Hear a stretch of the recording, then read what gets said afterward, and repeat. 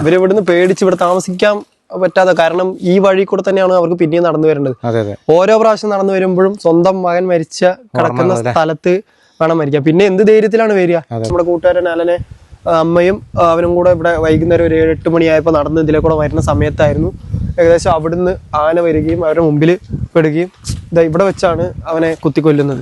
ആദ്യം അമ്മേനെ തട്ടിയത്, അമ്മയെ തട്ടി ഈ മുള്ളിലേക്ക് ഇടുക ചെയ്തത്. ഭാഗ്യത്തിന് കുത്ത് ദേഹത്തേക്ക് കയറിയില്ല, കൊമ്പിന്റെ ഇടയിൽ പെട്ടു ആൾ. അതിനുശേഷം നേരെ വന്നത്, ഇവന് ഓടി രക്ഷപ്പെടാൻ പറ്റിയില്ല, കാരണം സ്വന്തം അമ്മേനെ ഇങ്ങനെ ആക്രമിക്കണ കാണുമ്പോൾ അവനെ ഓടി രക്ഷപ്പെടാൻ പറ്റിയില്ല. ആ നേരത്തെ ആന പെട്ടെന്ന് തിരിച്ചു വന്ന് അവനെ ആക്രമിച്ചു. അവന് കറക്റ്റ് നെഞ്ചിൽ തന്നെയായിരുന്നു കൊമ്പ് കുത്തിയത്.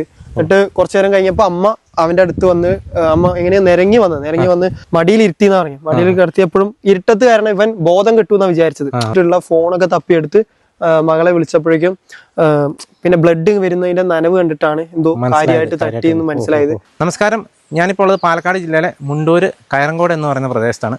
കഴിഞ്ഞ എപ്പിസോഡിൽ നമ്മൾ കണ്ടതാണ് വന്യമൃഗ പ്രശ്നം കൊണ്ട് പൊറുതിമുട്ടി നിൽക്കുന്ന ഒരു പ്രദേശമാണ് നമ്മൾ കഴിഞ്ഞ എപ്പിസോഡിൽ നമ്മൾ കണ്ടത്. ആ ആളുകൾ സംസാരിക്കുന്ന കാര്യങ്ങളൊക്കെ കേട്ടു. നമ്മൾ ആ സംസാരിച്ച കൂട്ടത്തിൽ അലൻ എന്ന് പറയുന്ന ഒരു യുവാവിൻ്റെ കാര്യങ്ങൾ നമ്മൾ കേട്ടിരുന്നു. 5 മാസം മുന്നേ അലനും അവൻ്റെ അമ്മയും കൂടെ നടന്നു വരുന്ന വഴിക്ക് കാട്ടാന അവരുടെ നേരെ പാഞ്ഞെടുക്കുകയായിരുന്നു. പാഞ്ഞെടുത്തു എന്ന് മാത്രമല്ല, 2 പേരെയും ആട്ടാന ആക്രമിച്ചു. ആ ആക്രമണത്തിൽ അലൻ കൊല്ലപ്പെടുകയും അമ്മ ഭാഗ്യം കൊണ്ട് രക്ഷപ്പെടുകയും ചെയ്യായിരുന്നു. പരിക്കുകളും കാര്യങ്ങളും ഒക്കെ ഉണ്ട്, ഗുരുതരമായ പരിക്കുകളൊക്കെ പറ്റിയിരുന്നു, എങ്കിലും രക്ഷപ്പെട്ടു. അങ്ങനെ ഒരു സംഭവം ഉണ്ടായി. ആ ഒരു പ്രദേശത്തേക്കാണ് നമ്മൾ പോകുന്നത്. ആ ഒരു സ്ഥലത്തിൻ്റെ ഒരു പ്രത്യേകത എന്താണെന്ന് വെച്ച് കഴിഞ്ഞാൽ, ഒരു കുറച്ച് വീടുകൾ മാത്രമായിട്ട് ഉള്ള ഒരു പ്രദേശമാണ്. അവിടെ ഇപ്പോൾ ഒരു അബാൻഡൻ ആയിട്ട് കിടക്കുകയാണ്. അതായത് എല്ലാവരും ഒഴിഞ്ഞു പോയി. ഇപ്പോൾ ഒരു പ്രേതാലയം പോലെ ഇങ്ങനെ കാട് പിടിച്ച് കിടക്കുന്ന ഒരു പ്രദേശം. വീടുകളൊക്കെ ഇപ്പോഴും അവിടെയുണ്ട്. പണ്ട് ഒത്തൊരുമയിലും ഒക്കെ കഴിഞ്ഞുകൊണ്ടിരുന്ന അയലോക്കംകാരായിട്ട് കഴിഞ്ഞുകൊണ്ടിരുന്ന ആളുകളുടെ വീടുകളൊക്കെ ഇപ്പോൾ ഇങ്ങനെ പണ്ട് പറമ്പുണ്ട്, ആളുകളില്ല. ആ ഒരവസ്ഥയിലേക്ക് കാര്യങ്ങൾ പോയി. ഇത് മലയോര പ്രദേശത്തെ പല സ്ഥലങ്ങളിലെയും അവസ്ഥ ഇപ്പോൾ ഇതൊക്കെ തന്നെയാണ്. അപ്പോൾ ആ ഒരു പ്രദേശം ഒന്ന് നേരിട്ട് പോയി കാണുക, അലനെ ആക്രമിച്ച അല്ലെങ്കിൽ കാട്ടാനെ ആക്രമിച്ച ആ ഒരു പ്രദേശം ഒന്ന് കാണുക എന്നുള്ളതൊക്കെയാണ് നമ്മൾ ഇന്നത്തെ എപ്പിസോഡിലൂടെ നമ്മൾ ഉദ്ദേശിക്കുന്നത്. ഏതായാലും നമുക്ക് വീഡിയോയിലേക്ക് പോകാം. അപ്പോൾ ഏതായാലും നമുക്ക് ഈ സ്ഥലങ്ങളൊക്കെ കൊണ്ടേ കാണിച്ചത്. പേരെങ്ങനെയായിരുന്നു? എൻ്റെ പേര് അനിക്സ്. ഇത് സ്ഥലം ഇത് കൂത്രങ്കാപ്പ് എന്ന് പറഞ്ഞ സ്ഥലം. അതിന് നമ്മൾ ആദ്യം പോയ സ്ഥലം ഞാറക്കോട്. ഇതെല്ലാം ഇങ്ങനെ കണക്റ്റഡ് ആയിട്ടുള്ള ചെറിയ പ്രദേശങ്ങളാണ്. ഇവിടെയൊക്കെ ഫുള്ള് ആന വരുന്ന, എപ്പോഴും ആനയുടെ ശല്യങ്ങളായിട്ടുള്ള പ്രദേശമാണ്. ഇതൊക്കെ റബ്ബർ തോട്ടം അല്ലേ? റബ്ബർ തോട്ടമാണ്. ഇതിന്റെ അപ്പുറത്ത് കുറച്ച് വീടൊക്കെ ഉണ്ട്. വെട്ടുന്നുണ്ടോ? ഇപ്പൊ ചില തോട്ടങ്ങളൊന്നും വെട്ടുന്നില്ല, കാരണം പേടിയായി. അത് കാരണം രാവിലെ നേരത്തെ വന്ന് വെട്ടാൻ പറ്റാത്ത സാഹചര്യം ആയതുകൊണ്ട് തന്നെ പിന്നെ രാവിലെ ആയി കഴിയുമ്പോൾ വെയിലാവും, പിന്നെ നമുക്ക് ഒന്നും കിട്ടാൻ പോകുന്നില്ല. അപ്പൊ ഒരു കൂലിയൊക്കെ വെച്ച് നിൽക്കുന്ന ആളെയാണെങ്കിൽ ഒന്നും കിട്ടാൻ പോകുന്നില്ല. അതുകൊണ്ട് പല തോട്ടങ്ങളും അപ്പുറത്തൊക്കെ വെറുതെ കിടക്കുകയാണ് തോട്ടങ്ങള്. ആർക്കും വെട്ടാൻ വരാൻ പേടിയാണ്, അതാണ് സത്യം.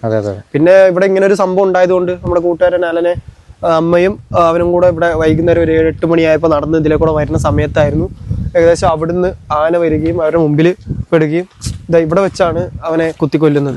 ഇവിടെ വെച്ചിട്ടാണ് അവനെ കുത്തിക്കൊല്ലുന്നത്. അവന്റെ അമ്മ 2 പേരെയും ആദ്യം അമ്മേനെ തട്ടിയത്, അമ്മയെ തട്ടി ഈ മുള്ളിലേക്ക് ഇടുക ചെയ്തത്. ഭാഗ്യത്തിന് കുത്ത് ദേഹത്തേക്ക് കയറിയില്ല, ആന കുത്തിയെങ്കിലും കൊമ്പിന്റെ ഇടയിൽ പെട്ടു ആള്. അതുകൊണ്ട് പുള്ളി അവിടെ കിടന്നു. അതിനുശേഷം നേരെ വന്നത്, ഇവന് ഓടി രക്ഷപ്പെടാൻ പറ്റിയില്ല, കാരണം സ്വന്തം അമ്മേനെ ഇങ്ങനെ ആക്രമിക്കണ കാണുമ്പോൾ അവനെ ഓടി രക്ഷപ്പെടാൻ പറ്റിയില്ല. ആ നേരത്തെ ആന പെട്ടെന്ന് തിരിച്ചു വന്ന് അവനെ ആക്രമിച്ചു. അവന് കറക്റ്റ് നെഞ്ചിൽ തന്നെയായിരുന്നു കൊമ്പ് കുത്തിയത്. എന്നിട്ട് കുറച്ചു നേരം കഴിഞ്ഞപ്പോ അമ്മ അവന്റെ അടുത്ത് വന്ന്, അമ്മ എങ്ങനെ നിരങ്ങി വന്ന് അവനെ നമ്മുടെ മടിയിൽ ഇരുത്തിന്ന് പറഞ്ഞു. മടിയിൽ കിടത്തിയപ്പോഴും ഇരുട്ടത്ത് കാരണം ഇവൻ ബോധം കിട്ടുമെന്നാ വിചാരിച്ചത്. അപ്പം ബോധം ഇല്ലാത്തതായിരിക്കും വിചാരിച്ചിട്ടുള്ള ഫോണൊക്കെ തപ്പിയെടുത്ത് മകളെ വിളിച്ചപ്പോഴേക്കും പിന്നെ ബ്ലഡ് വരുന്നതിന്റെ നനവ് കണ്ടിട്ടാണ് എന്തോ കാര്യമായിട്ട് തട്ടിയെന്ന് മനസ്സിലായത്. അപ്പോഴേക്കും അമ്മ അപ്പോഴും ഇറങ്ങിയിട്ടില്ല. ആശുപത്രിയിൽ കൊണ്ടുപോയിട്ട് അവന് ബോധം പോയിട്ടുള്ളൂ എന്ന് വിചാരിച്ചിട്ട് 2 പേരെ ആശുപത്രി കൊണ്ടുപോയി. അമ്മയ്ക്ക് നല്ല തോളെല്ലും പിന്നെ പല്ലൊക്കെ പോയി, ചെവിയുടെ ഇവിടെ കുത്തുകൊണ്ടിട്ട് ചെവിയുടെ ഒരു പീസ് പോയിട്ടുണ്ടായിരുന്നു അമ്മയ്ക്ക്. കാരണം ആന ഇങ്ങനെ കുത്തുമ്പോ കൊമ്പ് ഇങ്ങനെ കയറിപ്പോയി. ഭാഗ്യത്തിനാണ് ദേഹത്ത് തട്ടാതിരുന്നത്. അങ്ങനെ അപകടങ്ങളൊക്കെ പറ്റി. അതിനുശേഷം ഇവിടുന്ന് എല്ലാവരും താമസം മാറി പോവുകയാണ് ചെയ്തത്. ഇപ്പൊ ആ വീടൊക്കെ ഒരു മാതിരി വിജനമായിട്ടുള്ള ഒരു സ്ഥലമായിട്ട് ഒത്തിരി വീടുകൾ ഉണ്ട്. ഒരു 6-7 വീടുകൾ ഇവിടെ ഉണ്ട്. അവരെല്ലാം ഇവിടുന്ന് പോയി. ഇനിയിപ്പോ എത്ര വീടുണ്ട്? ഇനി അവിടെ ഒരു 2 വീടങ്ങാണ്ടാണ് അവരിപ്പോഴും നിൽക്കുന്നതെന്ന് തോന്നുന്നു. അവരിപ്പോ ഇവിടെ ഉണ്ട്. നമുക്ക് പോയി കണ്ടു നോക്കാം. വളരെ ഭീകരമായൊരു കാര്യാട്ടോ പറഞ്ഞു കേട്ടോ. ആ പ്ലാവിന്ന് ചക്ക പറിച്ചിട്ട് ഇതിലൂടെ ഇറങ്ങി വന്നത്. ഇത് കണ്ടോ? എത്ര നാൾ മുന്നേ നടന്ന സംഭവം? ഇതിപ്പോ ഏകദേശം ഒരു 4-5 മാസത്തിനുള്ളില് 5 മാസത്തിന് മുന്നേ നടന്ന സംഭവമാണ്. ഇത് വൈകിട്ടായില്ലേ? രാത്രി ആയില്ലേ? രാത്രി ഒരു 8 മണിയൊക്കെ ആയതുള്ളൂ. അതുകൊണ്ടോ പോസ്റ്റ് ലൈറ്റ് ഇത് കണ്ടോ, ഇതിന് ഈ സംഭവത്തിന് ശേഷം മാത്രം വെച്ച ബൾബാണ്. ആ ലൈറ്റ് അന്ന് അവിടെ ഉണ്ടായിരുന്നുണ്ടെങ്കിൽ ചിലപ്പോ ആന ഇറങ്ങി വരില്ലായിരുന്നു. അപ്പൊ ഇതൊക്കെ ഒരു അനാസ്ഥ തന്നെയാണ്. പിന്നെ എന്താ വെച്ച് കഴിഞ്ഞാൽ രാത്രി ഒരു വണ്ടി പോലും ഇവിടേക്ക് വരില്ല. ഒരു ആശുപത്രിയിലേക്ക് ഒരു കാര്യമുണ്ടാണ്, ഒരു കാര്യത്തിന് ഇവിടെ വണ്ടി വരില്ല. ഒരു തൊട്ടപ്പുറത്ത് ഒരാൾ അറ്റാക്ക് വന്നിട്ട് വണ്ടി വിളിച്ചിട്ട് വരാൻ പറ്റാതെ അങ്ങനെ അയാൾ ഒരാൾ മരിച്ചു പോയിട്ടുള്ള സാഹചര്യം വരെ ഉണ്ടായിട്ടുണ്ട്. കാരണം ആൾക്കാർക്ക് പേടിയാണ്. ഇവിടെ ഒരു 10-40 വർഷത്തോളം മേലായിട്ട് ഇവിടെ താമസിക്കുന്ന ഒരു കുടുംബമാണ് ഇവര്. അപ്പോ അപ്പോഴൊന്നും ഇല്ലാത്ത കുഴപ്പമാണ്. 5 മാസം മുന്നേ അലനെ കൊലപ്പെടുത്തിയതിന് ശേഷം ഇപ്പൊ ഈ 2 വീട്ടുകാരും കൂടെ ബാക്കിയുണ്ടല്ലോ. അതെ, ഇപ്പോഴും ഈ ഇവിടെ കാട് പിടിച്ച് തന്നെയാണ് നടക്കുന്നത്. അതെ, ഈ വഴിയുള്ളത് അവര് വേറെ വഴി കൂടെയാണ് യൂസ് ചെയ്യുന്നത്. ഈ വഴിയൊക്കെ നിർത്തലായി. കാരണം ഇനി ഇതെന്ന് പറഞ്ഞാൽ ഇവരെങ്ങനെങ്കിലും ഒഴിഞ്ഞു പോകാൻ വേണ്ടിയിട്ടുള്ള ഇതിലാണ്. കാരണം ഇതിപ്പോ ഫോറസ്റ്റ് ഏറ്റെടുക്കാൻ വേണ്ടി പോവാണ്. അതിനുള്ള കാര്യങ്ങളാണ് നടന്നുകൊണ്ടിരിക്കുന്നത്. അതായത് വനവൽക്കരണം പിന്നെയും നടന്നുകൊണ്ടിരിക്കുകയാണ്. സാധാരണപ്പെട്ട ആൾക്കാർ എങ്ങനെയോ ഒഴിഞ്ഞു പോയിക്കൊണ്ടിരിക്കുകയാണ്. കാരണം ഇവിടുത്തെ സ്ഥലം ഇപ്പൊ ഫോറസ്റ്റുകാർ ഏറ്റെടുത്താലും അവർക്ക് ആ പൈസ കൊണ്ട് ഒരു സ്വന്തമായിട്ട് ഒരു വീട് വെക്കാനോ കാര്യങ്ങൾക്കോ പറ്റില്ല. കാരണം ഇനി ഇപ്പൊ ടൗണിൽ പോയിട്ട് 1 സെന്റ് സ്ഥലം വാങ്ങണമെങ്കിൽ 1-2 ലക്ഷം രൂപ കൊടുക്കണം. നമുക്ക് ഇവിടെ കിട്ടുന്നത് 20,000 25,000 അത്രയും ഇതിലായിരിക്കും. അതുകൊണ്ട് തന്നെ അവരുടെ ജീവിതമാർഗം ഇത്രയും കാലം സ്വന്തം വീടായിട്ട് ജീവിച്ച സ്ഥലത്ത് ഇനി ഒരു സ്വന്തമായിട്ടൊരു വീട് പോലും ഇല്ലാത്ത ഒരു അവസ്ഥയിലേക്ക് ആൾക്കാർ മാറിക്കൊണ്ടിരിക്കുകയാണ്. ഇവിടുന്ന് ഫോറസ്റ്റ് എത്ര ദൂരമുണ്ട്? ഇവിടുന്ന് ഇതേ ഇങ്ങോട്ട് കാണുന്നത് ഫോറസ്റ്റ് ആണ്. ഇവിടുന്ന് ആ മോളിക്ക് കാണുന്നത് ഇത് അങ്ങോട്ട് ഫോറസ്റ്റ് ആണ്. പക്ഷെ ആദ്യമൊന്നും ഇത്ര ഒരു കാര്യങ്ങളും ഉണ്ടായിരുന്നില്ല. ഒരു ആനയോ ഒരു ശല്യം ഒന്നും ഉണ്ടായിരുന്നില്ല. ഒരു 10 കൊല്ലമായിട്ടാണ് രൂക്ഷമായിട്ട് ആനയുടെ ശല്യം ഉണ്ടാകാൻ തുടങ്ങിയിട്ടുള്ളത്. കാരണം അത്രയും അധികമായിട്ട് ആന പെരുകി. ഇതിനായിട്ട് ഒരു സൊല്യൂഷൻ ഇതുവരെ കണ്ടെത്തിയിട്ടുമില്ല.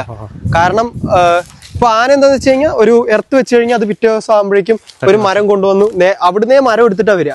ആ മരം എടുത്തിട്ട് ഇതിലേക്ക് മുകളിലേക്ക് ഇടും, അത് പൊളിക്കും. അതായത് അവിടെ നിന്നുള്ളത് മറിച്ചിടുകയല്ല, അവിടുന്ന് എടുത്തോണ്ട് വന്നിട്ട്. അതെ, അതായത് തൊട്ടടുത്ത് മരം എടുക്കാൻ അല്ലെങ്കിൽ അവിടുന്ന് പുള്ളിക്ക് അറിയാം, ആനയ്ക്ക് അറിയാം അവിടെ എർത്തുണ്ട്, അത് പൊട്ടിച്ചിട്ട് അങ്ങോട്ട് കിടക്കാൻ പറ്റുള്ളൂ. അപ്പൊ എന്തെങ്കിലും കൊമ്പ് കൊണ്ടുവന്നത് അത് ഇട്ടിട്ടാണ് ആന പോകുന്നത്. ഒരു ശീലമായി. കാരണം അപ്പൊ ഇതുപോലത്തുള്ള പരിപാടി കൊണ്ടൊന്നും ആന ഓടിക്കാൻ പറ്റില്ല. അതിന് ഇപ്പൊ റെയിൽവേ ഫെൻസിംഗ് എന്ന് പറഞ്ഞൊരു സംഭവം, അതൊക്കെ കൊണ്ടുവന്നാലേ ശരിയാവുള്ളൂ. പക്ഷെ അതിന് ഒരുപാട് ചെലവാണെന്നൊക്കെയാണ് അവര് പറയുന്നത്. ഈ വഴിക്കാരെ അവര് പോയിക്കൊണ്ടിരുന്നല്ലേ. ഇവിടെ ഇത്ര അടുത്താണ് വീട്. ഇതുണ്ടോ ഇവിടെ വീട്. ഈ തോട്ടമൊക്കെ ഇപ്പൊ വെട്ടാതെ കിടക്കുകയാണ്. ആൾക്കാര് പേടിച്ചിട്ട്.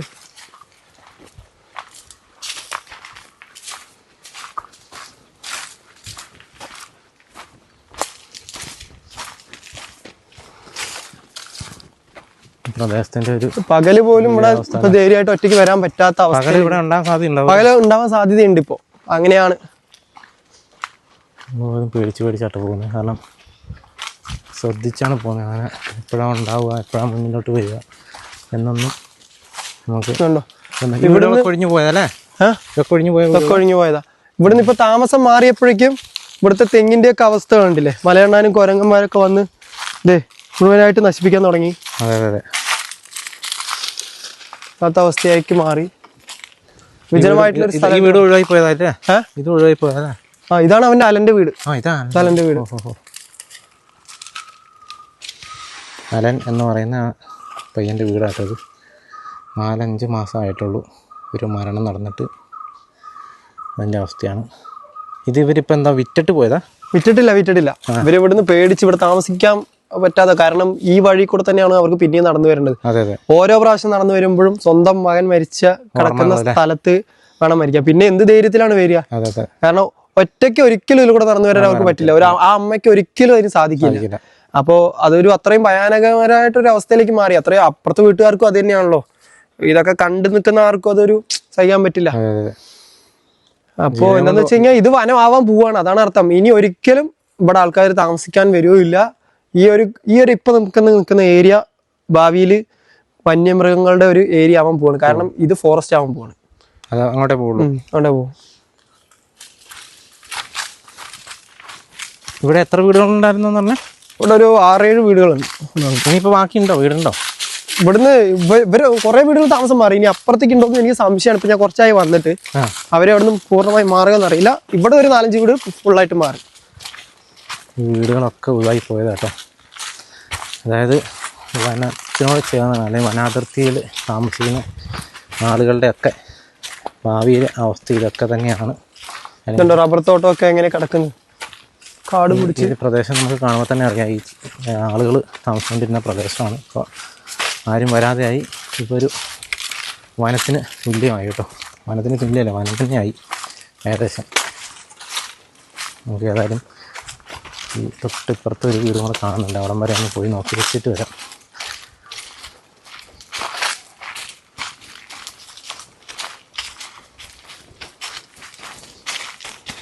ഇവരൊക്കെ പോയതായിരിക്കും അല്ലേ? ഇതൊക്കെ നിനക്കറിയാവുന്ന ആളുകളാ? അറിയുന്ന ആൾക്കാർ.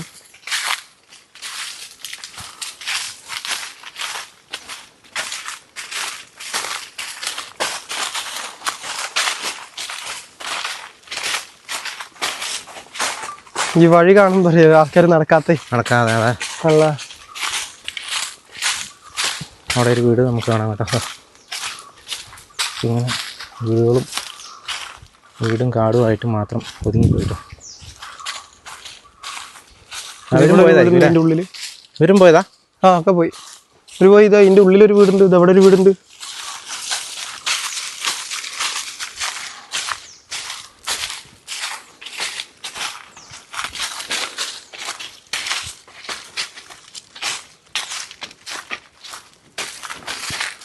നമുക്കവിടെ ഫെൻസിങ് അതുണ്ടോ, ഇലക്ട്രിക് ഫെൻസിങ് കൊടുത്തേക്കുന്ന കാണാം. ഇത് കറണ്ട് ഉണ്ടോ ഇല്ലയോ എന്നുള്ളതൊന്നും നമുക്കറിയില്ല. പക്ഷേ ദൈവം കൂടെ ഇവിടെ ഒരു വീട് കാണാം. ഇഷ്ടംപോലെ വീടുകൾ ഉണ്ടായിരുന്നൊരു പ്രദേശമാണ്. വളരെ ദാരുണമായ ഒരു സംഭവം നടന്നതിൻ്റെ പേരിൽ എല്ലാവരും ഇവിടുന്ന് പോയി കേട്ടോ. സ്വാഭാവികമായിട്ടും ആളുകൾക്ക് ഒരു ആശങ്ക ഉണ്ടാവും. അന്ന് ശരിക്കും പറഞ്ഞാൽ 2 പേര് മരിക്കേണ്ടതാണ്. ഭാഗ്യം കൊണ്ട് അമ്മ മാത്രം രക്ഷപ്പെട്ടു.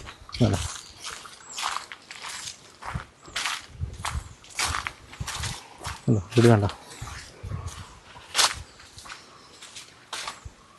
ഇവിടെ ആളുണ്ടെന്ന് തോന്നുന്നു അല്ലേ? അവിടെ ഇവിടെ മാത്രം അല്ലേ? സംശയം തോന്നുന്നു. അങ്ങോട്ടുണ്ടോ തെളിച്ച് അങ്ങ് കിടക്കുന്ന പോലെയുണ്ട്. റബ്ബർ വെട്ടി പാലെടുക്കണമെന്ന് അറിയില്ല. താമസം ഇല്ലെങ്കിലും അവിടെ ഒരു വീട് കൂടെ ഉണ്ട്. അവിടെ ഒരു വീടുണ്ട്. കാട് പിടിച്ചെടുക്കാം. അതായത് ഒരു 5-8 വീടല്ലേ? എല്ലാം റബ്ബർ തോട്ടങ്ങളും കാര്യങ്ങളൊക്കെ ആയിട്ട് കിടന്നൊരു പ്രദേശമാണ്. ഇതാണ് കേട്ടോ ഇപ്പോഴത്തെ ഈ ഒരു പ്രദേശത്തിൻ്റെ അവസ്ഥ എന്ന് പറയുന്നത്. ചേട്ടാ പേരെങ്ങനെയാ? തോമസ് എന്ന് പറയും. ഇവിടുത്തെ വന്യമൃഗ പ്രശ്നങ്ങളെക്കുറിച്ചൊന്ന് പറയാമോ? വന്യമൃഗങ്ങൾ വല്ലാതെ വലിയിരിക്കുകയാണ്. വന്യമൃഗങ്ങളുണ്ട് ശരിക്കും പറയുകയാണെങ്കിൽ ഞങ്ങൾക്കിപ്പം നമുക്കൊരു സന്ധ്യയൊക്കെ ആകുമ്പോഴും പുറത്തിറങ്ങാൻ പേടിയാണ്. ഏത് സമയത്ത് അത് വന്ന് ആക്രമിക്കുന്നതെന്ന് പറയാൻ പറ്റില്ലല്ലോ. കുമാരൻ്റെ വീട്ടിൽ കയറിയില്ലേ ആക്രമിച്ചു വന്നത് തൊട്ട് വീടിൻ്റെ പുറകില്ലേ. പിന്നെ പുള്ളി ബാത്റൂമിൽ ഇറങ്ങുന്ന സമയത്താണ് സംഭവിച്ചത്. അപ്പം ഞങ്ങളിപ്പോൾ എവിടെയെങ്കിലും പോയിട്ടൊക്കെ വരുമ്പോൾ രാത്രിയായി കഴിഞ്ഞാൽ ശരിക്കും പറയുകയാണെങ്കിൽ പേടിച്ചാണ് വരുന്നത്. ഏത് നിമിഷവും എപ്പോഴും പ്രത്യക്ഷപ്പെടാം. പന്നി ശല്യമാണ്, അങ്ങനെ കുരങ്ങാണ്, അങ്ങനെ കുരങ്ങ് വന്ന് തേങ്ങ എല്ലാം കളയാണ്, മലയണ്ണാന്, പിന്നെ എന്നാ പറയുക, എല്ലാ തരത്തിലുള്ള മൃഗങ്ങളുടെ ശല്യമുണ്ട്. ഒരു കൃഷി ചെയ്യാൻ പറ്റില്ല. നമുക്ക് നമ്മുടെ വീടിൻ്റെ പരിസരത്തൊരു പച്ചക്കറി പോലും കൃഷി ചെയ്യാൻ പറ്റാത്ത അവസ്ഥയാണ്. ഫോറസ്റ്റുകാരുടെ നിഗമനത്തിലൂടെ മൃഗങ്ങളില്ലെന്നാണ് പറയുന്നത്. ആന കുറവാണെന്നാണ് പറയുന്നത്. ഫെൻസിങ് ഒന്നും കറക്റ്റ് വർക്കിംഗ് അല്ല. ഫെൻസിങ് ഒക്കെ ഇടയ്ക്ക് പൊട്ടി പോകുന്നു. പിന്നെ ആനമതിലെന്ന് പറഞ്ഞുണ്ടാക്കി വെച്ചിട്ടുണ്ട്. വെറുതെ കാശില്ലാന്നല്ല. പിന്നെ ആന അത് ഇടിച്ചിട്ടും ഇതുവരെ അത് പുനർനിർമ്മിച്ചിട്ട് പോലുമില്ല. അല്ലെങ്കിൽ കുറച്ച് ഭാഗത്ത് ആന മതിലുണ്ടാക്കിയിട്ട് വല്ല കാര്യമുണ്ടോ? നല്ല ഫെൻസിങ് ഒക്കെ ചെയ്ത് കഴിഞ്ഞാൽ അതിൻ്റെ മാറ്റം ഉണ്ടാവും. പിന്നെ മൃഗങ്ങളെയൊക്കെ നിയന്ത്രിക്കേണ്ട സമയങ്ങൾ നിയന്ത്രിക്കണം. അത് ഗവൺമെൻറ് എന്തെങ്കിലും ചെയ്താലല്ല പറ്റുമോ? എണ്ണം വല്ലാണ്ട് കൂടിയിട്ടുണ്ടല്ലോ. വല്ലാതെ കൂടിയിട്ടുണ്ട്. ഇവർ പറയുന്ന പോലെ ഒന്നുമല്ല, എണ്ണം വല്ലാതെ കൂടിയിട്ടുണ്ട്. 7 വർഷം മുമ്പ് ഏത്തവാഴ കൃഷി ചെയ്തായിരുന്നു. റബ്ബർ വെട്ടിക്കഴിഞ്ഞും 3 വർഷം അടുപ്പിച്ച് ചെയ്ത് 3 വർഷവും ആന ഇറങ്ങി നശിപ്പിച്ചു. നല്ല കടബാധ്യതയിലാക്കി വെച്ചിരിക്കുന്നു. എത്ര രൂപ നഷ്ടമായി? 15 ലക്ഷം രൂപയോളം കടത്തിലാണ് ഇരിക്കണം. 3 വർഷത്തെ കൃഷിയിൽ 3 ഏക്കർ സ്ഥലത്ത് 15 ലക്ഷം രൂപയുടെ നഷ്ടം 15 ലക്ഷം രൂപ വന്നിട്ടുണ്ട്. കാരണം കൃഷിക്കാരനെ സംബന്ധിച്ചോളം ഒരു കൃഷി അവൻ വീണ്ടും ചെയ്യാതിരിക്കാൻ പറ്റത്തില്ല. അതിന് എത്ര രൂപ നഷ്ടപരിഹാരം കിട്ടി? നഷ്ടപരിഹാരം ഒരു 8,000 രൂപ കിട്ടി. 8,000 രൂപ ആകെ ഒരു 8,000 രൂപ കിട്ടി. പിന്നെ അതിൻ്റെ പുറകെട്ട് പോയില്ല. പോയ കിട്ടപ്പോരെ തരേ ഉള്ളൂ. വെറുതെ മെനക്കെടുന്നു. 15 ലക്ഷം രൂപയുടെ സാധനം പോയപ്പോൾ 8,000 രൂപ കിട്ടി. 3 വർഷത്തേതിൽ അത് വേറെ ഒരു പ്രശ്നമല്ലേ, കറക്റ്റായിട്ടുള്ള നഷ്ടപരിഹാരം ഇല്ലാത്തത്? നഷ്ടപരിഹാരം ഇല്ലല്ലോ. ഒരു തെങ്ങിനൊക്കെ, ഒരു തെങ്ങെന്ന് പറയുന്നത് ഒരു മനുഷ്യാഴ്ച കഴിഞ്ഞ് കൂടുതലുണ്ട്. ആ തെങ്ങിന് കിട്ടുന്ന എത്ര? 750 രൂപ. 750 രൂപ. വാഴയ്ക്ക് 120 രൂപ. വാഴയ്ക്ക് 130 രൂപ. ഒരു വാഴ ആയി വരണമെങ്കിൽ എത്ര രൂപ മുടക്കണം ഇന്നത്തെ അവസ്ഥയിൽ? മൊത്തത്തിൽ വലിയ ബുദ്ധിമുട്ട് തന്നെയാണല്ലേ? വലിയ ബുദ്ധിമുട്ട് തന്നെയാണ്. വളരെയേറെ ബുദ്ധിമുട്ടാണ്. ആനയെ ആക്രമിച്ച ഒരാൾ ഇവിടെ അവശത കിടപ്പുണ്ട്. ഞങ്ങൾ വാഴ കൃഷി ചെയ്യുമ്പോൾ ഞങ്ങൾ ബേബിച്ചേട്ടൻ, അപ്പം ഞാനും ഈ ബേബിച്ചേട്ടനെ ഒന്നിച്ച് ഞങ്ങൾ വലിയ ലൈറ്റൊക്കെ ആയിട്ട് ആന വരുന്ന വഴി ഞങ്ങൾ ഒച്ച ലൈറ്റ് കാണുമ്പോൾ അന്നത്തെ കാലത്ത് ആന ഓടുമായിരുന്നു. ആന വാടിപ്പോവായിരുന്നു. അതിന് ശേഷമാണ് ആന പിന്തിരിയാൻ തുടങ്ങിയത്. പല ആവർത്തി ഇങ്ങനെ ഫേസ് ടു ഫേസ് മരിച്ച സോളി ഒക്കെ ഞങ്ങൾ അന്ന് ഇവിടെയൊക്കെ ഈ പ്രദേശം ഇവിടെ ഈ ഇതായിരുന്നു, ഈ എന്നാ പറയുക, ഈ തെരുവ് കട അതിലേക്കൂടെ ആന അങ്ങോട്ട് പോകുമ്പോൾ ആന ഇതിലേ വരുന്നു. അങ്ങനെയൊക്കെ ഒരുപാട് സംഭവങ്ങൾ ഉണ്ടായിട്ടുണ്ട്. ഭാഗ്യം കൊണ്ട് രക്ഷപ്പെട്ട് പോവാല്ലേ? ഭാഗ്യം കൊണ്ട് ഇങ്ങനെ ഒരുപാട് ഈ ആ വഴി യാത്ര ചെയ്യുമ്പോഴൊക്കെ ഇപ്പോൾ ഈ ആ വീട്ടിലെ പയ്യൻ തന്നെ രാത്രി പോകുമ്പോൾ സെബിനും കണ്ട് പറ്റില്ല. ഇതൊക്കെ ഉണ്ട്, കൊല്ലം കണ്ടിട്ടുണ്ടേ. ഒക്കെ ദൈവത്തിൻ്റെ അനുഗ്രഹം കൊണ്ട് രക്ഷപ്പെട്ടു പോകാം, പിന്നെ പെടാതെ പറ്റുക. അപ്പോൾ നമ്മളേതായാലും ആ ഒരു പ്രദേശം കണ്ടു. വളരെ ദാരുണമായ ഒരു സംഭവമായിപ്പോയി. അലൻ എന്ന് പറയുന്ന പയ്യനെ പറ്റിയ അപകടമൊക്കെ നമ്മൾ ഇപ്പോൾ അനിക്സ് പറഞ്ഞ് കേട്ടതാണ്. അനിക്സിൻ്റെ ഒക്കെ നാട് തന്നെയാണിത്. വളരെ ദാരുണമായിപ്പോയി. ഓരോ കാട്ടാന ആക്രമണങ്ങളും ഇതുപോലെ തന്നെ ദാരുണമാണ്. അവരുടെ കുടുംബം അനുഭവിക്കുന്ന വിഷമവും നമുക്ക് വിവരിച്ചറിയിക്കാൻ പറ്റാത്ത ഒരു സംഭവം തന്നെയാണ്. ഏതായാലും വന്യമൃഗങ്ങൾ കൊണ്ട് അല്ലെങ്കിൽ വന്യമൃഗ പ്രശ്നങ്ങൾ കൊണ്ട് കൊല്ലപ്പെടുന്ന ആളുകളുടെ എണ്ണം ഓരോ പ്രാവശ്യവും ഇങ്ങനെ കൂടിക്കൊണ്ട് വരുന്നതല്ലാണ്ട് ഇത് ഒരിക്കലും ഇല്ലാതാകുന്നില്ല. വനത്തിനോട് ചേർന്ന് കിടക്കുന്ന ആളുകളൊക്കെ ഇപ്പോൾ കുറേ കാലങ്ങളായിട്ട് ഇതൊക്കെ നേരിട്ടുകൊണ്ടിരിക്കുകയാണ്. നമ്മൾ വയനാടും കണ്ണൂരും കോഴിക്കോടും അതുപോലെ തന്നെ മലപ്പുറം, ഗൂഡല്ലൂർ, നീലഗിരിസ് ഡിസ്ട്രിക്റ്റും ഒക്കെ നമ്മൾ കണ്ടപ്പോഴൊക്കെ നമുക്ക് അറിയാം. അതിനുശേഷം നമ്മളിപ്പോൾ ഈ ഒരു പ്രദേശം കഴിഞ്ഞ കുറച്ച് നാളുകളായിട്ട് നമ്മൾ അതിരപ്പള്ളി അതുപോലെ തന്നെ തൃശ്ശൂരിൻ്റെ പല ഭാഗങ്ങളും നമ്മൾ കണ്ടു. ഇപ്പം നമ്മൾ ഈ പാലക്കാട് എത്തിയിരിക്കുകയാണ്. ഏതായാലും ഈ വിഷയങ്ങൾക്കൊന്നും ഒരു കുറവും വരുന്നില്ല. ഈ വനാതിർത്തിയിൽ ചേർന്ന് നിൽക്കുന്ന ആളുകളൊക്കെ പേടിച്ചൊക്കെയാണ് കഴിയുന്നത്. കുറേ ആളുകളൊക്കെ ഒഴിഞ്ഞു പോകുന്നു, ബാക്കി ആളുകളൊക്കെ ഒറ്റപ്പെട്ട് ജീവിക്കുന്നു. അതിന് കുറച്ച് കാലം കഴിയുമ്പോൾ ഈ പ്രദേശമൊക്കെ ഒഴിഞ്ഞ് കാട് പോലെ ആവുമെന്നാണ് ഇപ്പോൾ നമ്മൾ അനിക്സിനോട് ചോദിച്ചപ്പോൾ അനിക്സ് പറഞ്ഞപ്പോൾ നമുക്ക് ഏകദേശം മനസ്സിലായി. കാരണം ആളുകളൊന്നും നിൽക്കില്ല, പേടിച്ചിട്ട് ഇവിടെ നിൽക്കില്ല. അപ്പോൾ ഏതായാലും ആളുകളെ ഇങ്ങനെ പേടിപ്പിച്ച് ഇങ്ങനെ അല്ലെങ്കിൽ വന്യമൃഗങ്ങളെ കൊണ്ട് ഉപദ്രവിപ്പിച്ച് ഇവിടുന്ന് ഒഴിവാക്കി വിടുക അല്ലെങ്കിൽ ഒഴിപ്പിച്ച് വിടുക എന്നുള്ളതല്ല ഇതിനൊരു പരിഹാരം എന്നുള്ളത് നമുക്കെല്ലാവർക്കും ചിന്തിച്ചാൽ മനസ്സിലാക്കാവുന്ന കാര്യമുള്ളൂ. കാരണം വർഷങ്ങളായിട്ട് ഇവിടെ താമസിച്ചുകൊണ്ടിരുന്ന ആളുകളാണ്, കൃഷിയും കാര്യങ്ങളൊക്കെ ആയിട്ട് താമസിച്ചുകൊണ്ടിരുന്ന ആളുകളാണ്. പക്ഷേ വേറെ നിവൃത്തിയില്ലാതെ വരുമ്പോൾ ഒഴിഞ്ഞു പോവുകയാണ്. ഇങ്ങനെ ഓരോ ആളുകൾ ഒഴിഞ്ഞു പോകുന്നതനുസരിച്ച് ഈ വനാതിർത്തി ഇങ്ങനെ എക്സ്റ്റെൻഡായി അടുത്ത ആളുകളെ ഇത് ബാധിച്ചുകൊണ്ടിരിക്കുക. അപ്പോൾ ഇത് വനാതിർത്തിയിലുള്ളവർ ഒഴിഞ്ഞു പോവുക എന്നുള്ളതല്ല ഇതിനകത്തൊരു പരിഹാരം എന്നുള്ളത്. പക്ഷേ ഇത് നമ്മുടെ ഉത്തരവാദിത്തപ്പെട്ട ആളുകൾ വളരെ കാര്യമായിട്ട് മുഖവരയ്ക്ക് എടുക്കേണ്ട ഒരു വിഷയം തന്നെയാണ്. അല്ലെങ്കിൽ പഠനം നടത്തി ഇതിനൊരു പരിഹാരം കണ്ടെത്തേണ്ട ഒരു വിഷയം തന്നെയാണ്. വന്യമൃഗ പ്രശ്നങ്ങൾക്ക് ഒരു പരിഹാരം കാണാൻ പറ്റുന്നില്ല. പക്ഷേ വനാതിർത്തിയിൽ താമസിക്കുന്ന ആളുകളെ അവരെ അവിടെ നിലനിർത്താനോ അല്ലെങ്കിൽ അവർക്ക് വേണ്ട സംരക്ഷണം ഒരുക്കാനെങ്കിലും സാധിക്കണം എന്നുള്ളതാണ്. അല്ലെങ്കിൽ ഇത് ഭാവിയിൽ ടൗണിൽ പോലും ജീവിക്കുന്ന ആളുകൾക്ക് ബുദ്ധിമുട്ടായി മാറും. ഈ വനം ഇങ്ങനെ എക്സ്റ്റെൻഡായി അവസാനം ടൗൺ വരെ എത്തും. അതാണിപ്പോൾ നടക്കാൻ പോകുന്നത്. ഏതായാലും ഇത്തരം ദാരുണമായ സംഭവങ്ങളൊക്കെ നമ്മുടെ നാട്ടിലിങ്ങനെ അരങ്ങേറിക്കൊണ്ടിരിക്കുകയാണ്. അത്തരം ഒരു സംഭവമാണ് നമ്മളിപ്പോൾ നേരിൽ കണ്ടത്. ഏതായാലും ഇത്രയൊക്കെയാണ് നമുക്ക് ഈ വീഡിയോയിൽ കാണിക്കാനുള്ളത്. അപ്പോൾ വീണ്ടും മറ്റൊരു ദിവസം മറ്റൊരു എപ്പിസോഡുമായി വീണ്ടും കാണാം. താങ്ക്